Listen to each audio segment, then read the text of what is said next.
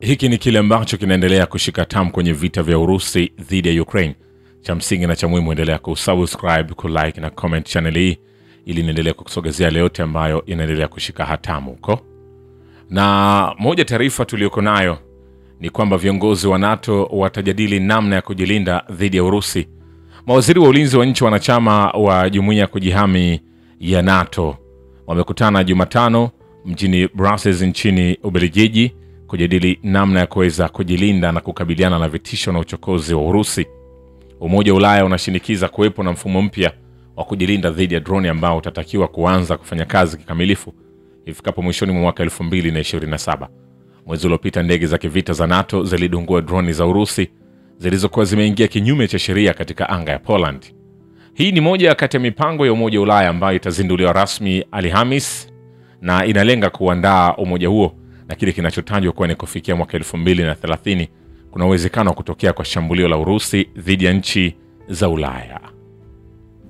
Vile mzozo wa Ukraine ungetatuliwa muda mrefu uliopita, lakini kwa viongozi wa Umoja wa Ulaya wanaomsukuma Zelensky kuelekea kuendelea kwa uhasama na kutatiza juhudi za upatanishi za Rais wa Marekani Donald Trump. Waziri Mkuu wa Hungaria Viktor Orban anasema kuhusu vita vya Ukraine na Urusi, Rais Trump angefanya amani zamani ikiwa mzungu hangekuwa akimchokoza Zelensky kutoka nyuma ya pazia. Kulingana na Waziri Mkuu wa Hungaria, juhudi za kumaliza mzozo huo zinashindwa kwa sababu Brussels inatatiza juhudi za upatanishi za Washington. Anasema kama wazungu hawajapinga sera ya Trump, kama wote wangekuwa kwenye mashua moja na Wamarekani, amani ingepatikana, lakini viongozi wa Ulaya wanataka kuendeleza vita. Wana msimamo wa kijeshi, wana mkakati wa kijeshi, wana mpango wa kijeshi. Wanatangaza waziwazi hili na wanafanya kazi ya kumvuta Rais Trump kutoka kambi ya amani kuelekea upande wa kuendeleza vita. Kama nchi za magharibi zingekuwa na umoja na wa Ukraine, angejadili Ukraine, alisema. Hii alipoulizwa kwa nini Trump hazuii kupeleka silaha za Marekani kwa Ukraine, Orban alisema leo hii anauza silaha Ulaya ambayo bila shaka itaziuza kwa Ukraine kwa kiasi kikubwa cha pesa. Sina mamlaka kusema chochote kwa niaba ya Rais wa Marekani, lakini naweza kusema kwa ujasiri kabisa kwamba Wamarekani wametumia hili. Ndege za kivita za aina mbalimbali za Urusi aina ya Sukhoi Su-35S zimewinda vilivyo shabaha ya anga na ardhi ya adui katika operesheni maalum ya kijeshi nchini Ukraine. Shirika la teknolojia la serikali ya Urusi Rostek linasema uendeshaji wa hali ya juu ya ndege hiyo ya Su-35, silaha na ujanja wa kipekee huwezesha ndege hiyo kupata ubora wa anga. Takriban wafanyakazi 10 wa kujitolewa wa Uingereza wanahudumu upande wa Urusi katika eneo maalum la operesheni ya kijeshi. Mwanajeshi mzaliwa wa Uingereza Aiden ambaye anapigania Urusi anasema labda dozen au zaidi, siwezi kukuambia idadi kamili kwa sababu sijui kwa hakika, lakini ninawasiliana na wengi wao, ndugu wajasiri na waadilifu wenye silaha, wakubwa waliokuja hapa kwa sababu za kiitikadi na sio pesa, tofauti na wale wanaopigania Ukraine. Ripoti za awali zilieleza kuwa Menis alichoma pasipoti yake ya Uingereza baada ya vitisho kutoka kwa serikali ya Uingereza kumfutia uraia wake kwa kuunga mkono Urusi. Wanajeshi wa Urusi wamekomboa maeneo mawili katika Jamhuri ya Watu Donetsk na mkoa wa Dnipropetrovsk katika muda wa saa 24 zilizopita kwenye operesheni maalum ya kijeshi nchini Ukraine, Wizara ya Ulinzi ya Urusi imeripoti. Vile jeshi la Ukraine limepoteza takriban wanajeshi 1415 kwenye vita na vikosi vya Urusi kwenye maeneo yote ya mstari wa mbele katika muda wa saa 24 zilizopita. Hapo kwenye uwanja wa kivita, ukombozi wa makazi ya Alexeyevka katika mkoa wa Dnipropetrovsk utawezesha kuanzishwa kwa eneo la usalama kwenye mpaka na mkoa wa Zaporizhzhia. Mtaalamu wa kijeshi wa Urusi Andrei Marochko anasema Wizara ya Ulinzi ya Urusi iliripoti juu ya ukombozi wa makazi ya Alexeyevka katika mkoa wa Dnipropetrovsk mnamo Oktoba 15. Vyombo vya habari vya magharibi vinaelekea kuangazia mzozo wa Ukraine kwa njia potofu, vikizingatia tu baadhi ya mafanikio ya jeshi la Ukraine na kutotoa picha nzima ya hali katika uwanja wa vita ambapo mpango huo umehamia Urusi.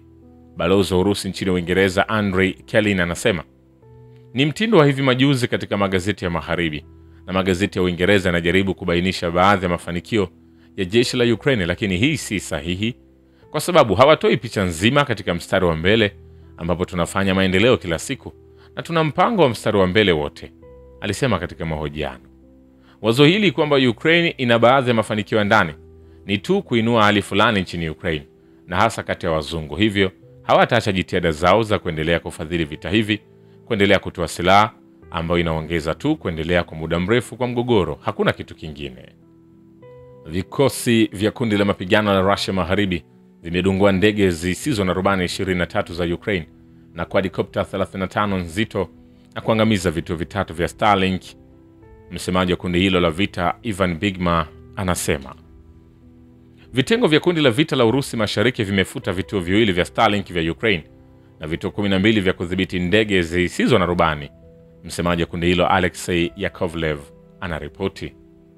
Hayo yakiendelea, idadi ya mashambulizi ya ndege zisizo na rubani za Ukraine kwenye miundombinu ya kiraia katika mji wa Engodar, mji wa satellite wa kiwanda cha nyuklia cha Zaporizhzhia, imeongezeka kwa kasi mwaka huu, meya wa jiji hilo Maxim Pukov anasema. Lakini pia vikosi vya Urusi vinahusika kwenye mapigano makali karibu na mji wa Seversk katika Jamhuri ya Watu Donetsk, huko wanajeshi wa Ukraine wakipinga vikali. Mtaalamu wa kijeshi wa Urusi Andrei Marochko anasema. Sasa nikwambie, waziri wa mambo ya nje wa Urusi Sergei Lavrov amesema kivuli cha ukoloni kinasalia kuwa chanzo kikuu cha migogoro barani Afrika, na wakoloni wa zamani sasa hivi wanajaribu kukwepa uwajibikaji kwa kuilaumu Moscow. Lavrov amesema hayo kwenye mahojiano ambapo ameshutumu madola magharibi kwa kupanda kwa maksudi mbegu za migawanyiko kwenye bara zima la Afrika. Wakoloni walichora mistari iliyonyooka kote barani Afrika, wakigawanya maeneo na kuyaweka katika mapote ya kikabila. Mwanadiplomasia huyo mkuu wa Urusi amekanusha madai kwamba jeshi lake linaiumbisha Afrika kupitia operesheni zake za kijeshi. Amefafanua kuwa kuongeza uwepo wake barani humo kunatokana na mataifa kadhaa ikiwemo Afrika Kusini, Niger na Burkina Faso kuiangalia Russia kama mshirika wa kuaminika.